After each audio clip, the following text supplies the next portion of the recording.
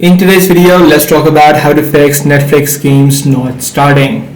In this situation, the first thing that you can do is just try to sign out of your profile and then re-log in. So simply head over to your Netflix profile where you'd be able to see the option called sign out. Make sure you sign out and then try to log in back to your account and try to see if this issue is resolved. If the issue still persists, the other thing that you can also try out is try to clear out the storage and cache of the Netflix application. Tap and hold the app, head over to the eye icon, head over to storage and cache. Right here you should be able to see the option called storage and cache. Simply tap on both of these options, and once this step is complete, you're going to get logged out of your account. If you're using it on your iOS device, you just need to head over to your iPhone storage and then just reinstall the application or just tap on the delete app. If none of these solutions are still working out for you, this likely could be happening due to the software requirements. So if you're on an Android, you need at least Android 8 or later versions, or if you're using iOS, you need iOS 15 or later versions.